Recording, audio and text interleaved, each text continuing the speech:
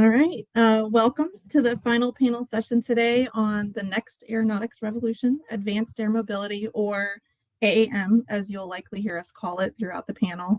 I'm Vanessa Abishon, the subproject manager for revolutionary aviation mobility in the Transformational Tools and Technologies project, of which you just saw some pictures of the great work that our researchers do.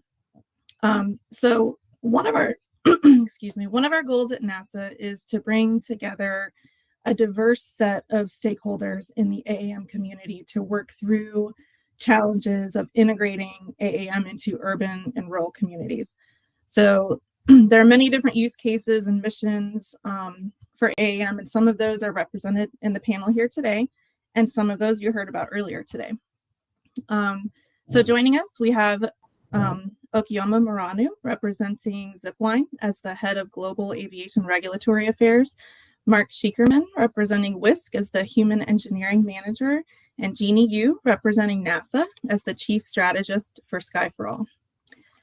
So we're in a period right now in aviation, this so-called third wave of aeronautics that is a result of the convergence of many industries, cultures, and technologies, and a rapid pace of technical breakthroughs. So our world is becoming increasingly collaborative and connected, and so it makes sense that aviation is changing too, and not just technologically, but culturally. So you're hearing about many of those changes through this event today and the next 2 days. So one of those areas is advanced air mobility, a result of technology advancements coming together to create a whole new market. So I'm going to start off with a question that will highlight kind of the evolution of AAM of that market as our panelists answer it. So Okiyama, I'm going to start with you, and we'll go around. So what opportunities does AAM present from your perspective?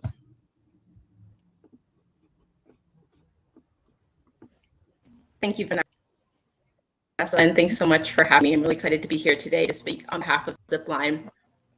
So I'm here representing Zipline. And for those of you who don't know, Zipline is the world's largest instant delivery commercial drone operator. And that means is that over the last 7 years, we've brought over 500,000 products to consumers across the globe. We operate in 3 countries and have traveled over 35 million miles in that time frame.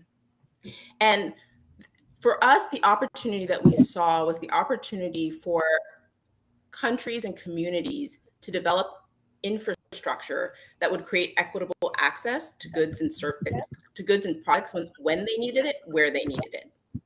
And one of the really interesting things that we've seen, in the time that we've been serving some of these countries, many of you may know that we started our operations in early days in Rwanda, and we've been in that country for 7 years now. And we operate at national scale. And I think what that's been able to show us is the real opportunity of integrating this infrastructure into a country. And so what we've seen in that time is not only does this create a level of access that others on the continent, have looked up to, but it's had a real impact on communities. We've seen a 67% reduction in the expiration of medical products. We've seen a 42% increase in folks getting vaccinations on time. We've seen an 88% decrease in maternal mortality. And on the sustainability side, we've seen a 98% reduction in CO2 emissions across the country as compared to that they were using previously to deliver these products. So when I look at the future and the opportunities of this industry, I get really excited because I think the opportunities are vast. Thanks. Mark? Yeah, thank you, Vanessa. So I'm representing WISC again, and WISC's mission is to deliver a safe, everyday flight for everyone. Now, we revealed in October last year our Generation 6 aircraft, and this will be the first ever candidate for certification of an electric self-flying passenger carrying aircraft in the US. Now you ask about the opportunity. So the opportunity is to revolutionize the way people commute and help everybody save a lot of time by flying. And you can think of many potential use cases. Maybe it's flying from your home to your office. Maybe it's flying to the airport before you're catching an international flight, and so on and so on. Now, Whisk is definitely not trying to create this premium service, that only a few can afford. And this is why we work on certifying a self-flying aircraft. This autonomy piece will help us scale and create a service that is first of all safe, but also affordable for everyone. Jeannie? Thanks, Vanessa. Thanks for having me. It's great here to imagine the future together. And I'm going to take you way far to the year 2050, which is a little bit far reach. Okayama and Mark are doing a lot of the work in, now and over the next 5 to 10 years that are going to change the way we fly. And so what they didn't talk about is kind of the challenges of getting new vehicles into the airspace and how hard it is to certify new airplanes or new aircraft to fly with conventional aircraft. And so what we want to do in this vision for 2050 is create a sky for all.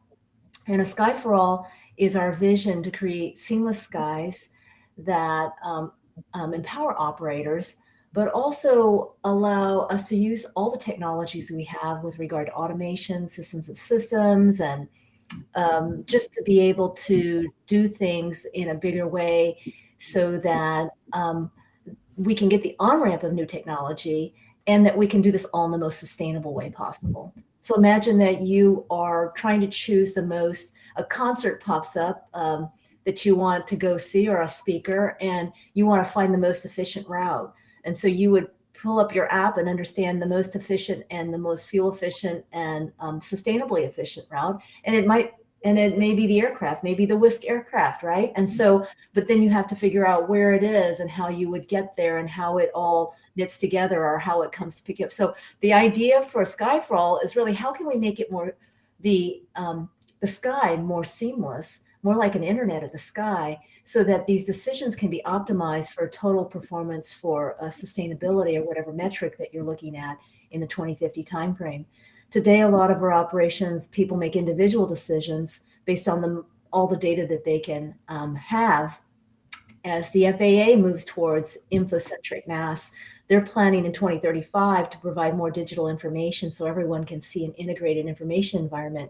And as we all have this information in Sky for All, we're trying to imagine, if you have this data and this information, how could you use it to optimize flight? How could you make sure you could fly more safely, more securely, allow those diverse operations, allow your businesses to grow, have personal options, grow sustainably, fly the most sustainable route, but also the thing that we haven't talked about yet is the quality of life. How do we make sure that we're improving the quality of life for everyone? Because I don't think anyone wants to look up and see a ton of devices in the sky. We've got to think about quality of life. We've got to think about noise, the sustainability aspect. So how do we think about all those things while we're providing aircraft benefits from the airspace for like medical supplies, emergency services, and things like that? So how do we make sure that that overall we do something that provides better total performance? And so Sky for All's aim is to figure out how we can do that together. Thanks. That's great. It's there's a lot there. There's a lot to unpack. So obviously, enabling all of those opportunities that we just talked about will require a lot of work to get there. So one of the big challenges that comes to my mind is kind of scaling the system. So we have that ultimate vision of, hundreds of aircraft, let's say, in one area at the same time, doing different missions. And I know in our project, there's one area where we are trying to kind of looking at a use case where we make that work, and it's called end-to-end operations, where you have a small group of ground operators kind of overseeing a larger fleet of autonomous or uncrewed aircraft. And we are lucky enough to get to work with Whisk and Zipline on those technology areas. So on that note, let's start with Mark for the next question, and then I'll let Okayama and Jeannie jump in afterwards. What challenges are there in your mind in enabling AEM, and are there any examples of innovations out there that will help overcome those challenges. Yeah, so Vanessa, like you mentioned, I'm working in the human engineering team at WISC. And really our kind of main goal is to enable this end-to-end operation. So allowing one human to supervise multiple flights. And to answer your question, I would ask everyone to put themselves in the shoes of a, commercial pilot. Just for a few seconds, put yourselves in the shoes of a commercial pilot today and try to imagine what would you normally do during a flight, all of the tasks. Now, if I ask you to do the same task for 2 flights at the same time, sounds hard. Maybe some of you are well-trained and skilled and you'll be able to do that, but probably not for 3, definitely not for 4, 5, 6, and so on. So when we talk about end-to-end, we have to rely more and more on automation. And that means that the role of the pilot will change into a role of a supervisor. So the more we automate, the easier it will be for us as human supervisors to have more flights supervised, right? That's the point. But the challenge is that the more we automate, the more challenging it for us it will be to actually follow the different flights we have and to maintain the right situational awareness so that if something unexpected happens, we can respond in a timely manner and make the right decision. So this is the challenge that we need to address here. When we think about end-to-end, we need to find the right balance between automation on the one hand and human engagement on the other hand. Now, you asked about different innovation or things we can do. So first of all, obviously, there's a lot of technologies that we can use. Even today, most of them we can already start using to automate a lot of what traditionally pilots would do themselves. But I would like to note something different. When I think about innovation, I'm thinking about all of the research and the knowledge that was previously gained and accumulated on human factors topics. Now we have this opportunity to take that and implement that into a new series of tests, a new series of evaluations to understand what a human can or cannot do in this new scenario of end-to-end. So this is also a different kind of innovation that, personally, again, at WISC, this is a lot of what we do. No, that's great. I'll jump in. Thanks, Mark, for setting the stage there, because I do think that as the operations become more complex and there'll be more to navigate, as well as operators can operate more than one vehicle. So the automation can actually provide a lot of help to the pilot. So I think it's a great way to think about it.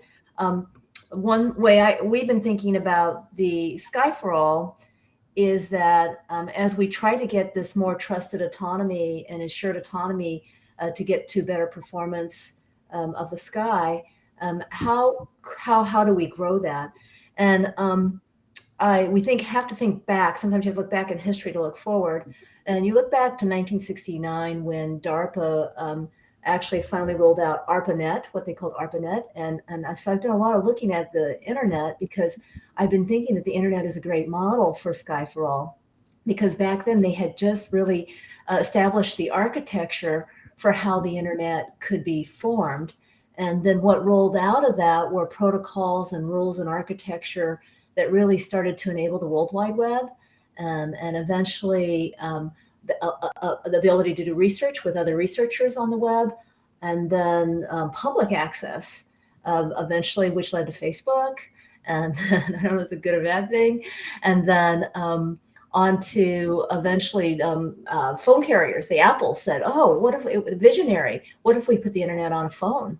I mean, you guys may say, wait, that was all invented recently, but it really was only recently. It was only like in the last 25, 30 years, right? And so, but what happened with how the internet was set up to enable today all these applications. I mean, my heat is on, I think my heat pump is on the internet. I have a camera where I can look and see where my chickens are in the chicken coop and if they made it in that night. You can do all kinds of things that you didn't think that you could do, or that even think you would need to do. So now I don't have to go outside every time to close the door because it closes automatically. But so I think about the internet and how it's set up. It was set up in a way that wasn't trying to control everything. It was actually trying to figure out what needed to be controlled, and then to allow the growth of the system over time and let it adapt as new commercial investment and interest appeared. And then allowing the on-ramping of those capabilities in, I guess, a certified way, a way that was trusted because it followed the protocols and rules. And so we've been thinking about Sky for All and thinking really about what would that future look like for Sky for All if we could start thinking about as, a Skynet, a Sky for All net, a network, and what would that network look that would allow then more independence, but still reliance on one another for that trust, because the trust is the big thing. We think about autonomy, and we don't know how much it's kind of creeping into our lives. I was driving my dad's car, his Subaru, and I was backing it up, and the brakes came on, and I looked back, and there was a rock there. It was a really low rock that I didn't see. But it was the first time I had a car really take over for me. And I was glad because it was my dad's car. but I think that's the kind of thing that we don't think about as things get more complex and more, it's a lot for a human to process. And right now everything's processed sequentially, even in the air control towers, only as fast as the human there can make decisions and process, right? So what if there's a bad weather storm at a certain airport? Would there be a way that then you could use autonomy, AIML, and systems modeling to then more rapidly reconfigure the airspace usage and scheduling, so that there would be less of an impact on our nation? And I guess there was a big impact over the holidays, but would there be ways to better do that in the most sustainable way? Because it never feels sustainable if we're not being most efficient about it. So how can we be efficient, and how can we efficiently on-ramp solutions? And so that's what Sky for All is doing, is trying to say, how can we break the paradigm and shift the way we look at how we introduce innovation, as well as introduce solutions that we all think, well, why don't we just do it that way? But it's harder than you think to try to do something new. And so how do we make our system more robust and hardy, and really just innovate the whole bigger paradigm of the architecture that changes the way we do things? And so that's kind of what we're thinking. So I think there's a big opportunity. There's a lot to do between now and 2050, and it may seem impossible. But if you had told me when I was 10 that I'd have a little box that I could ask any question to, and it would give me an answer, I would have just laughed, right? I would have thought it was magic. And so I think we don't know what's going to be here in 2050. I won't be here, but you guys can enjoy it. So we're going to try to put this in place and so that's kind of what our vision is. It's about not knowing, but being comfortable at knowing, because we're going to put the structure and architecture and protocols in place that allow the system to learn to trust itself. Over to you. I just want to quickly double click on some of the things that Mark and Jeannie have said that were, I think, timely. I think Mark spoke a little bit about the need to rethink pilot. And, we've definitely seen that in our own operations. We regularly are flying with what we call a controller, because we see them as more like air traffic controllers who provide separation services to these autonomous aircraft, and we do it like pilots. And so they routinely will fly with 28 aircraft at a time in the air. And what we're learning as we do this factors perspective, as you come towards that like 30, 40 aircraft level, you're no longer monitoring the aircraft, you're monitoring the hazards, and you're informing the aircraft so the aircraft can make better decisions. Because from a human factors perspective, it becomes too hard for the human to be in the loop. And that's been like interesting learning. But I think connecting to what Jeannie's talking about in terms of 2050, it's like, how do we bridge that gap, right? How do we ensure we're innovating at the right pace in order to get to that? I heard that my video may not be, so let me see if this is a little bit better for you guys. How do we innovate, and how do we encourage innovation in a way that will get us to that place in the future that we're all directly headed towards? And what we found at Zipline is you really do want to focus on impact, because this is not for us in a room of innovators, regulators, and academics to think about. This is intended to provide a service to community, a service to people. So we want to innovate around how we think about change, how we think about risk tolerance. We want to get products out to market so that we can hear from communities, so we can understand what they need. And I'll give a very simple example. We started our services with blood because blood was something that needed to be delivered very. And so we were able to centralize blood storage in Rwanda. We were able to provide medical grade storage for the folks in Rwanda, which meant that facilities that were 50 miles out that didn't have electricity, certainly didn't have fizz to keep blood cool, nor could they maintain enough samples of blood to support them before. And this use case was so impactful that governments, taking the risk. But after being there for 7 years, what they saw was that there were other use cases communities wanted, right? Like, they don't just want blood. They want to be able to get their mail, right? Like, they want to be able to get produce if they're having issues with crops. We've had a lot of buck farmers. Apparently, it's really get animal semen.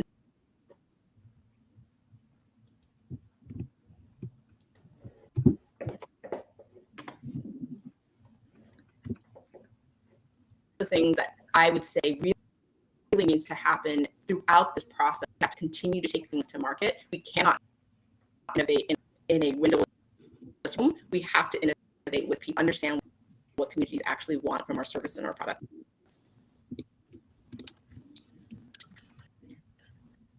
Thanks, Okiyama. I'm sure they're messaging you. You're cutting up a little bit, but I heard 90% of it. So I want to pull on that thread a little bit. You kind of touched on what we internally with strategic and planning and stuff called public good kind of missions. So on that public piece, getting the public's buy-in, you kind of started to speak to that a little bit. That's critically important to being able to broaden the markets. So how do we? This is for all of you. You can jump in whenever you want. How do we foster that public acceptance? I can jump in. First of all, thank you for this question. I think that's obviously a very important topic that we all need to think about on every day. I can tell you that here at WISC, we've conducted a significant research on people's sentiment towards autonomous flight, and we did it among a wide range of demographics. The bottom line is that we found that generally people, majority of individuals were comfortable with this idea. But the interesting part is that a lot of the people that we asked initially expressed some hesitation about not having a pilot on board the aircraft. And that is, we can all agree that this is like a supernatural reaction given how novel this whole idea is.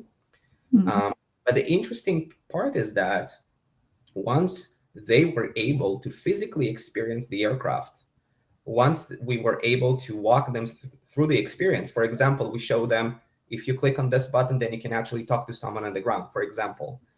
They were able, their level of comfort increased dramatically.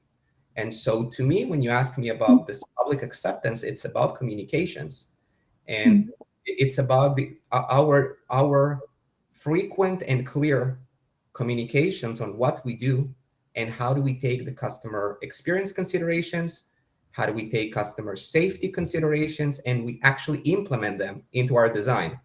And we need to do that, as I mentioned, very regularly, and do that by, for example, inviting people to demonstrations, or WISC has been posting recently some videos on YouTube that explain our concept of operations. So to me, the word is communications.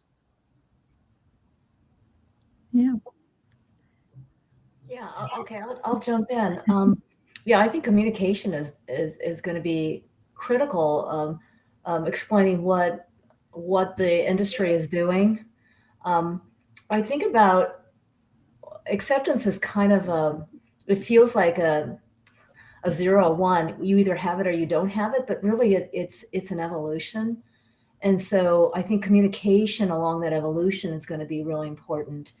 And people, I do think, are resistant to something new if they don't know that they can trust that evolution. It's kind of like when you learn something new, you have to learn along the way. And sometimes when you're learning the most, you're failing too. I mean, you're making mistakes. Mhm. Like if you're learning you're playing piano, for instance. I'm seeing piano, so that's a good example.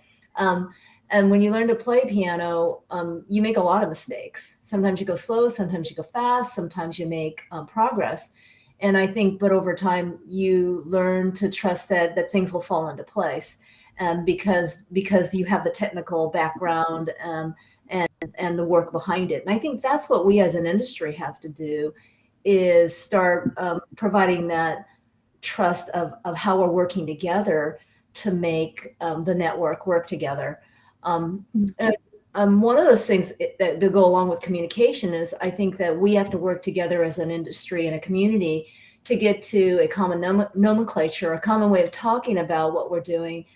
Because I think when we throw a whole bunch of terms at different people, they may understand what one party's doing, but not another and not another. But if we can get to that same language, we start to build a trust of understanding what's going on. And I know that not everyone will want to understand all the details, but they'll want to feel at least at the level of understanding that the people that they're talking to are communicating to one another very successfully. And so I think I'm with you, Mark. I think communication is key. And I think the other element I would add is that it's an element and an evolution. So it'll be an element of us failing and succeeding and talking about that as we go, so people can see what we're learning. If we're always just only talking about succeeding, I think that can also that can make people uneasy, because no one believes that everything is perfect. So it's kind of how do we have the right conversations about what's happening? No one needs all the details, but how do we have enough conversation that we can build that trust? And I think all these programs we have right now with the AAM, UAM demos, and some of the, we have another project on emergency response that one of our NASA investigators is leading, and bringing together different responders inside of a wildfire situation, and bringing autonomy into that. I think all those things will start to build the confidence. And then the trust comes from the people actually on the ground who are utilizing these new technologies. Yeah. Okiomi, you want to add anything?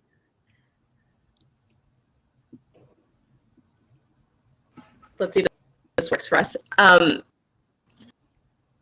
Yeah, the only thing I would add there is that we need, I think Jeannie's touched on this, is that acceptance isn't going to come ahead of impact. People aren't going to suddenly wake up one day and say, okay, we're ready. And so we do have to bring them along on the journey with us. And they need to understand the impact that this technology is going to have on their lives, and the benefits it can provide to them. And understand why people are skeptical, because traditionally innovation has had a way of having negative impact on some for the benefit of others, especially when you're talking infrastructure, when you're talking about transportation, when you're talking about logistics systems. They tend to prioritize the needs of some at the expense of few, right? And that's something that we can do differently. I think that's something that industry is very committed to, is how do we create logistics systems? How do we create transportation systems that are more equitable than the ones that we have today? How do we invest in technology of the future that can create more equity? Because we have, as Jeannie said, made mistakes, right, in the way we've built highways, in where we put airports. And it's a hard decision. It's not that these decisions were made lightly, but they've had impacts on communities disproportionately. And now an opportunity to build with a resource that we all share, and we can do that. Excited about the ways we could do that. I'm excited at the opportunities to bring those communities along. Yeah, me too. I loved your answers. So let's see. Let's take a question from the audience. This kind of relates back to the human role in the system that we touched on earlier. So the question is, are there success stories in fields or industries where humans transitioned out of complex safety roles to monitoring roles? So maybe Mark, this might be a good one for you to start with. Yeah, I'm happy to. I'm trying to think off the top of my head. I'm not sure I have a good example for that, but maybe the underlying concern of this question is that this is a big change, and I agree. But no one is saying that, and I think Okiomo also touched on this, and Jeannie touched on this. We're not saying it's going to happen tomorrow morning. We're going to change the role of the pilot entirely, and everything's going to change immediately, and it's going to be a very gradual process. And we're going to learn a lot during this gradual process, and we're going to make sure that we're safe throughout this process. So again, to answer the question, off the top of my head, I don't know if I have a specific example, but that's not necessarily bad. We have an opportunity to do something for the first time. And I think as long as, like we talked about, as long as we communicate what we do, why is it safe, what's the benefit for everyone, and we take a very gradual approach, I think we have a good chance of achieving something big. Yeah. I'll jump in because I was just thinking that sometimes these things sneak up on us, right? Because how many of us take commercial flights, and how many of those pilots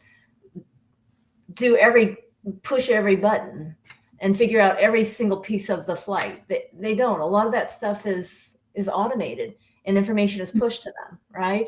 And in fact, some of the airplane makes some decisions with regard to providing what kind of data in front of the pilot, right?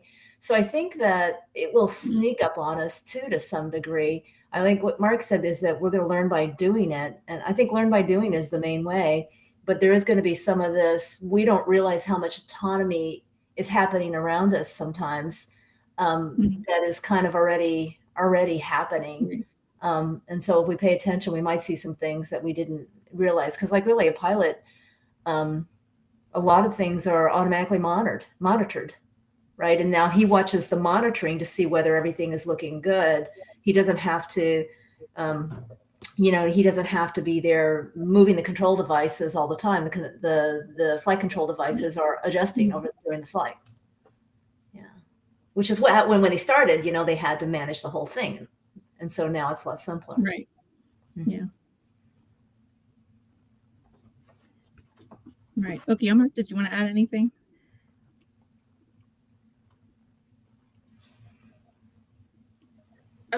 The only thing I'll add there is that we need to remember that we don't live in a perfect system today, right? Like the way we transport goods and the way that our systems serve us today is not perfectly, and so we're trying to incrementally as a society make things safer, to make things more equitable, or to make things better. And one of that's why I think about how do we replace trucks on the road. If someone doesn't have to drive to get their diabetes medication during a storm because they can order it by drone, that's a good thing, right? And I think the goal needs to be to continue to increase the safety of all of these systems, right? These services community and service as a society, and like a race, if we want to take it that way. To Jeannie's point and to Mark's point, exists in all of the safety systems. We see it in all sorts of transportation, right? We see places where machines make more consistent decisions, and so it is easier to rely on what they're going to do every time. And so in that way, they are very safe and reliable. We just need to know what the scope of decisions they can make are. Yeah, it's good. I mean, I was thinking even the virus protection we have on our computers it's all automated. I mean, there's so many things that we don't think about. Right. Yeah, that's true. You had me thinking about examples of that in my life, and you're right. They're all over the place. Okay, so we have just 2 minutes left, and I have one last question for you guys. So maybe give me your 30-second response.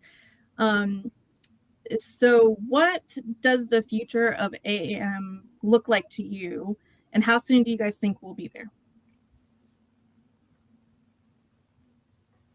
anyone can start, whoever's ready. I can jump in again. Okay. I'll try to be brief. So to me, the future you're asking about is when eVTOLs, electric vertical takeoff and landing aircrafts, are operating at scale and carrying passengers for roughly the same price that you would pay today for Uber or Lyft.